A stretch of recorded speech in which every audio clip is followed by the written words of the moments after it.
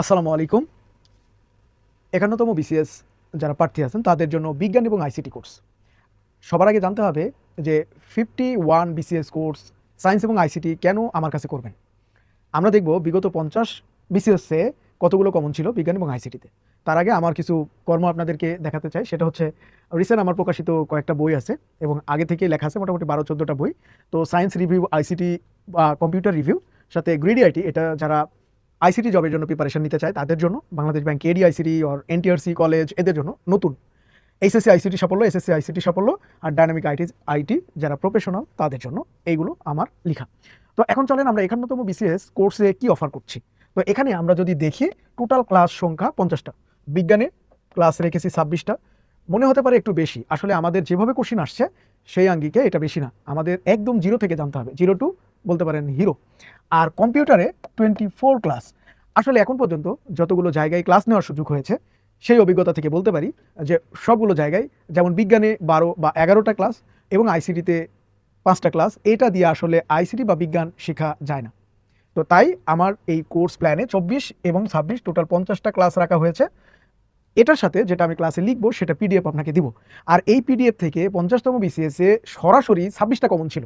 তার মানে আপনি একটু চিন্তা করেন, 26টা প্রশ্ন কমন বিজ্ঞান এবং আইসিটিতে। আপনি হয়তো বা চিন্তা করতে পারেন এটা কিভাবে সম্ভব। তো আমার এই পিডিএফগুলো আমি যে ক্লাসগুলো নিয়েছি সেখানে আছে এবং রেকর্ডও আছে। কেউ চাইলে পার্সোনালি আমার সাথে দেখা করে রেকর্ডগুলো দেখে নিতে পারবেন। এটা অবশ্যই রেকর্ডগুলো অনেক আগের, যেটা আমার 50তম বিসিএস কোর্সে নেওয়া ছিল। তো এখন আসেন ৫১তম কোর্স আউটলাইন বলে দিলাম। এবং এই ক্যাম্পেইন চলা অবস্থায় 50% ডিসকাউন্টে দুটি কোর্স 600 + 600 1200 টাকায় ভর্তির সুযোগ এবং লাইফ টাইম অ্যাক্সেস। তার সাথে আরেকটা কথা বলি, বিসিএস লিখিত যারা প্রিপারেশন নিতে চান তাদের জন্য life time live plus recorded batch রয়েছে। একবার ভর্তি হবেন, চাকরি হওয়ার আগ পর্যন্ত ক্লাস করার সুযোগ এবং সাথে পিডিএফ একদম রেডি টু কুক। আপনি জাস্ট পড়বেন, পরীক্ষা দিবেন।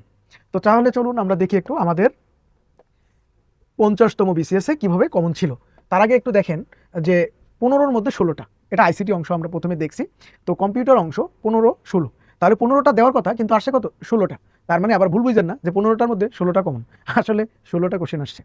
তো এখন আমরা প্রথম কোশ্চেনটা একটু দেখব যে এত এর বাইনারি রূপ কোনটি, এত এর বাইনারি রূপ কোনটি। তো আমরা প্রথমে বোঝার চেষ্টা করি আসলে এই 0x মানে কি। 0x হচ্ছে হেক্সাডেসিমালের প্রিফিক্স, হেক্সাডেসিমালের প্রিফিক্স। যেমন অক্টালের প্রিফিক্স 0, এটা অক্টাল প্রিফিক্স। 0b এটা হচ্ছে বাইনারি প্রিফিক্স। তাহলে এইটুকু যে জানে না সে আসলে করতে পারবে না। তাহলে এইটুকু যদি জানেন তাহলে হেক্সাডেসিমাল 4 বিটের হয়, তাহলে প্রত্যেকটা 4 নেন। এই যে 4 এর জন্য 4টা বিট, 4টা 4 এর বাইনারি, 3 এর জন্য 4টা, এরকমভাবে 4টা করে যদি নেন আমাদের বাইনারি হয়ে যায়। এটা হচ্ছে আমাদের বাইনারি, যেটার সাথে মিলবে সেটা হচ্ছে আনসার। তাহলে আমাদের মূল ব্যাপার হচ্ছে এই প্রিফিক্স কথাটা আমরা জানি কিনা। যদি জানি তাহলে অক্টালে 4টা করে নিলেই হয়ে যায়। তো এখন আমরা যাই যে আসলে এটা কি আমরা পড়েছিলাম কিনা।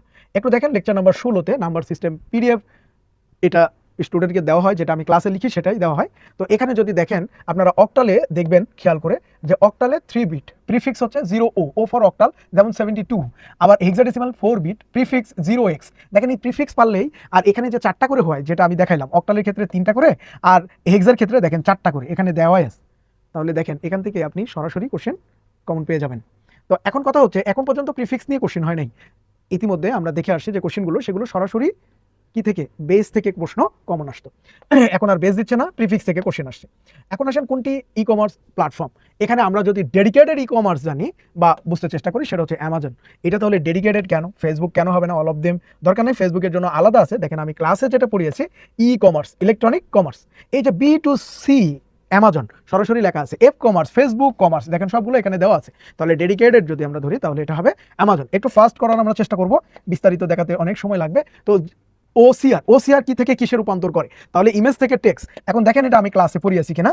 তাও ইনপুট ডিভাইসের অধ্যায় class lecture number 12 hardware part 2 input device and processor. তো এই অধ্যায় থেকে আমি পড়িয়েছি যে ওসিআর ইমেজ বর্ণ অক্ষর, ক্যারেক্টার মানে এটা বোঝানো হয়েছে। তাহলে দেখেন ইমেজ টু বর্ণ অক্ষর ক্যারেক্টার, এখানে দেখেন ক্লাসে সেম হুবহু কথাটা লেখা আছে। এখন এর পরের কোশ্চেনটা দেখেন যে মোবাইল ফোন অপারেটররা কোন অ্যালগোরিদম ব্যবহার করে লোকেশন ট্র্যাক করার জন্য। এটা ট্রায়াঙ্গুলার একটা অ্যালগোরিদম। তিনটা টাওয়ারের মাঝখানের যে দূরত্ব এটা দিয়ে আপনাকে লোকেশন ট্যাগ করা হয়। এটা হচ্ছে ট্রায়াঙ্গুলারেশন অ্যালগোরিদম পদ্ধতির মাধ্যমে। এটা আমি যখন আইপি অ্যাড্রেসের ক্লাস নিয়েছি মোবাইল ফোনের, তখন আমি বিস্তারিত বুঝিয়ে দিয়েছিলাম, কিন্তু ওটা লিখিনি, যেটা মুখে মুখে বলেছিলাম। তো এটা আমি কমন দেখাচ্ছি না সরাসরি। তো পিক্সেল দ্বারা কি বোঝায় দেখেন, পিক্সেল দ্বারা পিকচার এলিমেন্ট বোঝায়। এটা যদি আমরা দেখি এখানে ক্লাসে দেখেন কত সুন্দর করে একটা টেবিল, রেজুলেশন, প্রত্যেকটাকে ডট অর সেল, পিক্সেল, আর প্রতিটি পিক্সেলে কয়টা কালার ক্যারি করে, 8টি রং তৈরি করে, পিপিআই, ডিপিআই, আবার দেখেন পিক্সেলের পূর্ণরূপ পিক্সেল এলিমেন্ট, একবারে ডিরেক্ট কমন। ঠিক আছে, আপনি একটু ক্লাসগুলো ভালোভাবে যদি আপনি দেখেন আর এই পিডিএফ পড়েন তাহলে তো আর কিছু লাগবে না আপনার। আমি তো একবারে রেডি করে দিচ্ছি। দেখেন এইচটিটিপিএস এর বৈশিষ্ট্য, এইচটিটিপি এর সাথে কোনটি যোগ করে, তাহলে এখানে এস ফর কি, সিকিউরিটি যোগ করে। তাহলে সিকিউরিটিটা কোথায় আছে দেখি আমাদের ক্লাসে আছে কিনা। এখানে যদি দেখেন এইচটিটিপি, দেখেন কি মজার ব্যাপার যে এস এর নিচেই আন্ডারলাইন করা, আবার এস ফর সিকিউরড এখানে সুরক্ষা এটাও আন্ডারলাইন করা। তার মানে আপনি সরাসরি ক্লাস থেকে পাচ্ছেন। এটা লেকচার নাম্বার 19 এবং 20 নেটওয়ার্ক 2-3 অধ্যায় থেকে আসা কোশ্চেন। এখানে আইপি অ্যাড্রেস যখন বুঝিয়েছিলাম কিভাবে আইপি ট্র্যাক করা হয়, এগুলো আইপি অ্যাড্রেস, ডোমেইন নেম, এগুলো সহজে বোঝানো ছিল। একটা 4 বিটের বাইনারি সিস্টেমের শূন্য এর টুয়াইস কমপ্লিমেন্টের ডেসিমাল মান কত হবে? যেহেতু এখানে 4 বিটের কথা বলা হয়েছে, 4 বিট শূন্য, তাহলে প্রথমে এটা, আর এটা ওয়ান্স কমপ্লিমেন্ট করলে 4টা 1 হয়, আর 4টা 1 কে 1 দিয়ে যোগ করলে টুয়াইস কমপ্লিমেন্ট, তার মানে এখানে 16 বাইনারি আসবে। আর যেহেতু 4 বিট বলছে, 4টার পরে যেটা আসবে সেটা সাইন বিট হিসাবে কাউন্ট করবে, সাইন বিট বাদ দিয়ে বাকি 4টার 0.0, তাহলে এখানে আনসার হবে 0। এটা কিভাবে হয়েছে, আমি পড়িয়েছিলাম 4 বিট না, এটা লেকচার নাম্বার 17 ডিজিটাল ইলেকট্রনিক্সে আমি পড়িয়েছিলাম 8 বিট রেজিস্টারের ক্ষেত্রে। দেখেন 8 নাম্বার যে বিটটা সেটা হচ্ছে সাইন বিট। দেখেন সাইনটাকে বাদ দিয়ে বাকিটা নিতে হয়। তাহলে আমি দেখেন একটা হোমওয়ার্কও দিয়েছিলাম, আমি পরীক্ষার একবারে 4 বিট না পড়িয়ে 8 বিট পড়িয়েছিলাম, সেখানে 4 বিট আসছে। তো একই জিনিস আপনি জাস্ট খালি ওখান থেকে রিপ্লেস করলে হয়ে গেল, তাহলে এখান থেকে আপনি পড়ানোর মধ্যে পেয়ে যাবেন। আন্তর্জাতিক নিরাপত্তা আলোচনায় নিচের কোন সাইবার হুমকিটি ক্রমবর্ধমানভাবে তাৎপর্যপূর্ণ হয়ে উঠেছে? মজার ব্যাপার, সামনে যতগুলো ব্যাংক পরীক্ষা আছে এবং বিসিএস সহ অন্যান্য নিবন্ধন বলেন, এনটিআরসি কলেজ, স্কুল, যেটাই বলেন না কেন, এখানে আইসিটি থেকে আপনি কমন পাবেনই পাবেন। তাই ভিডিওটা যেহেতু আপনার কাছে চলে আসছে, অবশ্যই ইগনোর না করে আপনার দেখাই বুদ্ধিমানের কাজ হবে। তো এটা কোনটা হতে পারে?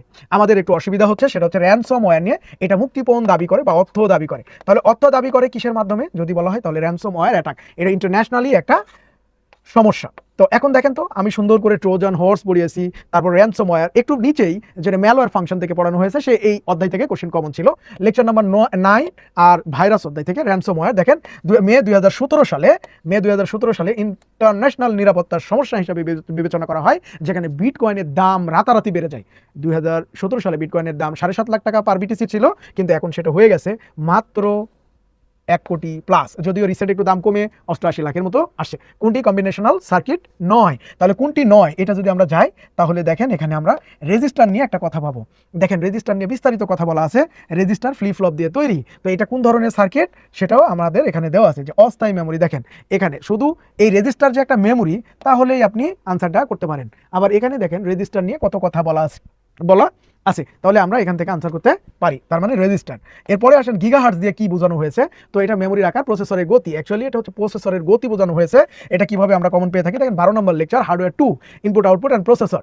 এখান থেকে আমরা যদি সরাসরি যাই, দেখেন স্পিড 4 গিগাহার্টজ বলতে কি বোঝায়, যেটা আমাদের দেখবেন 47তম বিসিএস পরীক্ষায় আসা একটা কোশ্চেন বিশ্লেষণ ছিল। 4 গিগাহার্টজের একটা প্রসেসর একটা কাজ করতে কেমন সময় লাগবে, সেটা একবারে সরাসরি বোঝানো ছিল, যে 4 গিগাহার্টজের একটা প্রসেসর একটা কাজ করতে 0.25 ন্যানোসেকেন্ড লাগবে। সেটা বিস্তারিত ব্যাখ্যা এখানে করা আছে। এরপরে যদি যাই তাহলে দেখেন ডেটাবেস কি, ডেটাবেস হচ্ছে ডেটা রাখার একটা সুসংগঠিত রূপ, জায়গা আর কি, স্টোরেজ। হ্যাঁ, তো এখন দেখেন এখানে ডেফিনেশনে আপনি এখানে পেয়ে যাবেন পরস্পর সম্পর্কযুক্ত এক বা একাধিক ডেটা টেবিল বা ফাইলের সমষ্টি, অর্থাৎ organise collection of structured information or data. তো এখন এখান থেকে ডেটাবেস অধ্যায় থেকে লেকচার নাম্বার যদি দেখতে চান 6 ফাইল এক্সটেনশনের মধ্যে আছে। এরপরে দেখেন transmission control protocol, TCP OSI reference মডেলের কোন লেয়ারে কাজ করে, এটা সরাসরি যদি আমরা দেখি, এখানে দেখেন আমরা TCP layer transmission control protocol, এখানে লেয়ার সংখ্যা কত, সর্বাধিক ব্যবহৃত প্রোটোকল কোনটা, ওএসআই মডেলের ট্রান্সপোর্ট লেয়ারে থাকে। এখানে লেয়ার সংখ্যা 4 অথবা 5 যেটা আসবে সেটা দিতে বলা হয়েছে, ওএসআই কয়টা, সেটা 7টা দেওয়া আছে। এখন আসেন কম্পিউটার সায়েন্সের ট্রোজান হর্স একটি কি, তাহলে ট্রোজান হর্স অবশ্যই ম্যালওয়্যার প্রোগ্রাম। তাহলে চলেন দেখি এটা কিভাবে কমন আসার কথা। 9 নম্বর লেকচার যেটা বলেছিলাম একটু আগে, যে একটু নিচে এটা আছে। তো আমরা একটু নিচে যদি দেখি ম্যালওয়্যার প্রোগ্রাম, এই যে এখানে ট্রোজান হর্সটা লেখা আছে। ট্রোজান হর্স তাহলে কি, ম্যাল মানে ম্যালিসিয়াস হার্মফুল সফটওয়্যার। তো এর চেয়ে কিভাবে আর কমন ফেলানো যেতে পারে, শুধু লেখা অংশ থেকে কিভাবে কমন আসে সেটা। আর বিস্তারিত কোর্স যদি দেখেন, আশা করি বিজ্ঞান যার একদম জমের মতো ভয় হয়, আশা করি তার আর কোনোদিন বিজ্ঞানের সমস্যা থাকবে না ইনশাল্লাহ, যদি ক্লাসটা ঠিকমতো করেন। ক্লাউড কম্পিউটিং কোন পরিষেবা? তাহলে ভার্চুয়াল কম্পিউটিং রিসোর্স, এটা ভার্চুয়াল, কোনো ফিজিক্যাল অস্তিত্ব নাই। তাহলে এখান থেকে আমরা দেখেন শুধু ডেফিনেশনের এখানে দুইটা শব্দ লিখছি, ভার্চুয়াল সার্ভিসেস।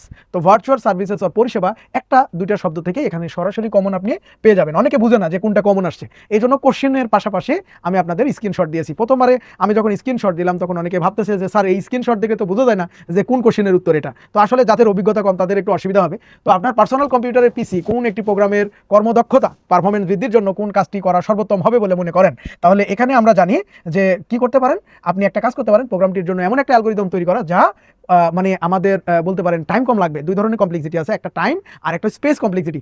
স্পেস বা মেমোরি বেশি লাগলে টাইমটা কম লাগলে সেটা অ্যালগরিদমটা ফাস্টার। অনেক সময় হার্ডওয়্যার পরিবর্তনের চেয়ে অ্যালগরিদম ডিজাইনটা গুরুত্বপূর্ণ। দেখেন আমি অ্যালগরিদমটা পড়িয়েছিলাম software SDLC, software development life cycle অ্যালগরিদমের এখানে কমপ্লেক্সিটি বুঝিয়েছিলাম এই পাশে, যে কিভাবে একটা অ্যালগরিদমের ইনপুট সাইজ বৃদ্ধি করেও টাইমটাকে কম লাগানো যায়। আর কমপ্লেক্সিটি দুই ধরনের, টাইম অ্যান্ড স্পেস কমপ্লেক্সিটি, যেটা আমি মুখে মুখে অনেক কথা বলেছিলাম যে কিভাবে এটা কাজ করে। তো যাই হোক, তারপরে চলে আসেন স্মার্টফোনের জিপিএস ব্যবহারের জন্য কোনটা লাগবে। তাহলে এটা স্যাটেলাইট সিগন্যাল লাগবে।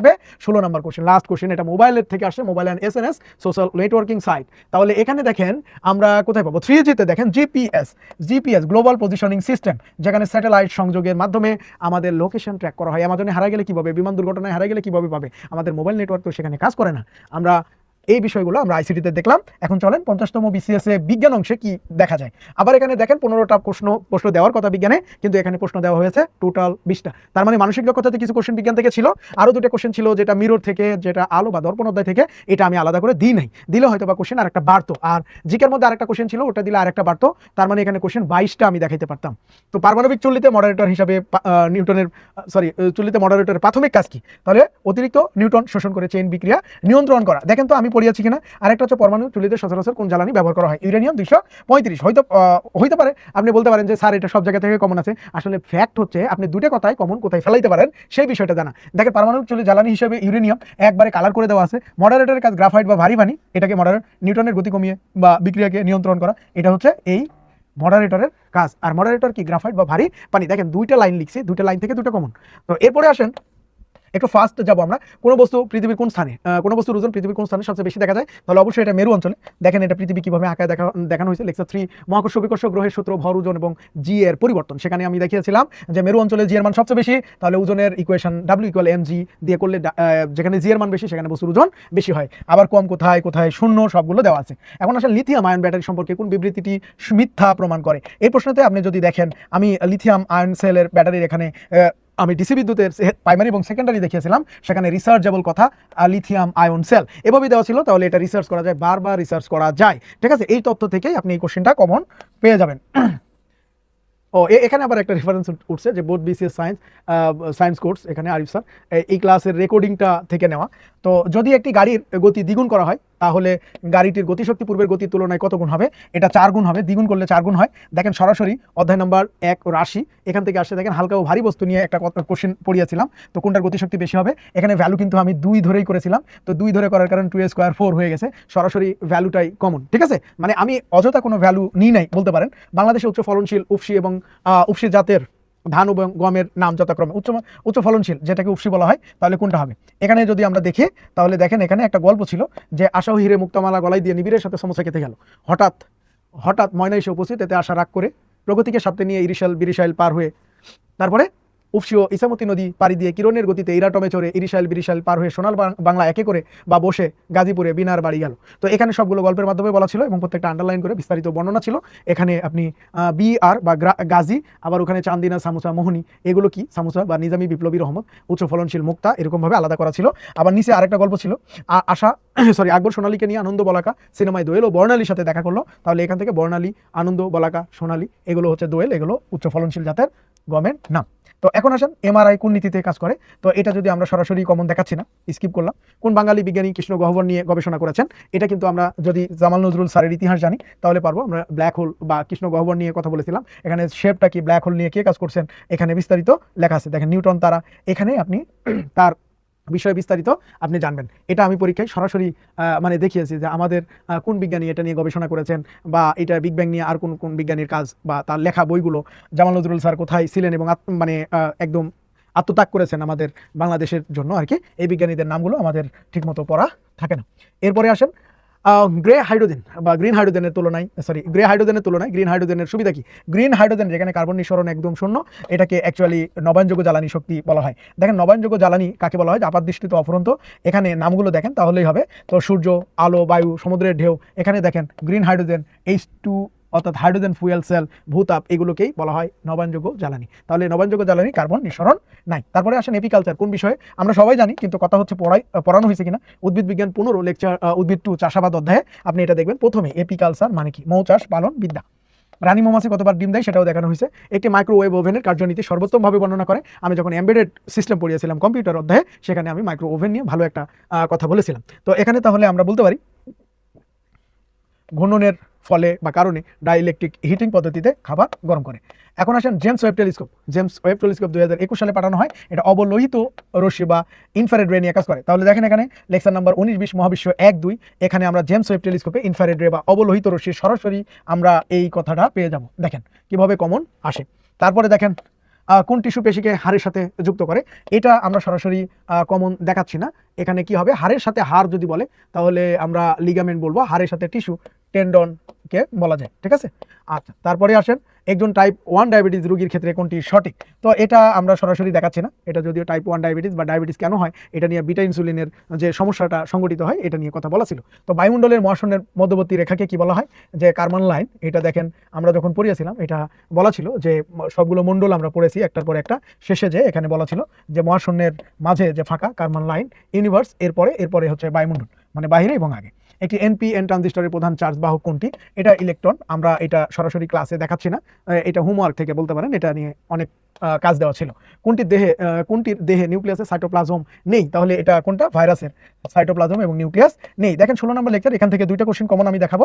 একটা দেখেন ভাইরাস নিউক্লিও অ্যাসিড অর্থাৎ DNA RNA, capsid protein, envelope and spike, নড়াচড়ার জন্য লেজ আর কি। আর এগুলো হচ্ছে ভাইরাস সমান সমান দেওয়া আছে, মানে আছে আর নেই দিয়ে সাইটোপ্লাজম নিউক্লিয়াস। এরপরে কোশ্চেনে চলে যান পরেরটা, যে ফিকা কমলা রং, এখানে ফিকা অর্থ কি, যে অনুজ্জ্বলটা কিভাবে আসে। দেখেন এখানে আমি হ্যালোজেন পড়ানোর সময় আমি লিখে দিয়েছিলাম যে এরকম ভাবে ফ্লোরিন, ওকে, ফ্লোরিন। এখান থেকে দেখেন ফিকে মানে হালকা, তার মানে অনুজ্জ্বল হালকা, দুটা একই বিষয় থেকে আপনি কোশ্চেন করতে পারেন। এটা বাংলাতেও ধরতে পারেন, বিজ্ঞানেও ধরতে পারেন। দেন কোভিড-19 একজন কিভাবে তৈরি করে, আমি সবসময় বলি যে এটার একটা মরা ভাইরাস, আমাদের যেমন হামের এখন এত যে গুরুত্বপূর্ণ বিষয় হাম, এই হামের মরা জীবাণু আমাদের বডিতে ঢুকে দেওয়া হয়। এরপরে ভিতরে যখন আমাদের অ্যান্টিবডি তৈরি হয়, সত্যিকার হামের জীবাণু আসলে ওই অ্যান্টিবডি তাকে আত্মবিশ্বাসের কারণে মারতে সক্ষম হয়। মানে সবচেয়ে বেটার হচ্ছে আমাদের আত্মবিশ্বাস তৈরি করা। তো এরপরে চলেন আমরা যদি পরের কোশ্চেন দেখি, আমরা প্রায় চলে আসছি। ভাইরাসের সংস্পর্শে কোন বিবৃতি, ভাইরাস সম্পর্কে কোন তথ্যটি সঠিক, তাহলে আমরা এখান থেকে সরাসরি কোশ্চেন করতে পারবো, যে আনসার করতে পারবো। দেখি এটা ওই 16 নম্বর লেকচারে মানবদেহ 1, তাহলে এখানে দেখেন ব্যাকটেরিয়া সম্পর্কে কোনো কিছু বলা আছে কিনা, তাহলে এককোষীয় অণুজীব। তো এখান থেকে আপনি আনসার করতে পারবেন।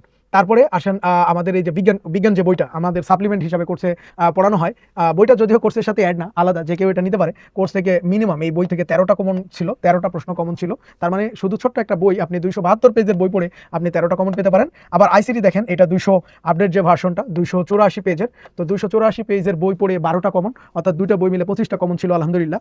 তো এরপরে আসেন যাদের সাবজেক্টিভ গ্রিডি আইডি আর NTRCA যাদের টার্গেট, তাদের জন্য এই সুন্দর একটা বই আর কি। এটা আশা করি আপনাদের অনেক ভালো লাগবে, এটা অনেক অ্যাডভান্স, বিশেষ করে শর্ট টাইম শেষ করার জন্য। অর্থাৎ এই বইটা একটা টিচারের ভূমিকা পালন করবে। বইটা মূলত 24টা ক্লাসে সাজানো হয়েছে।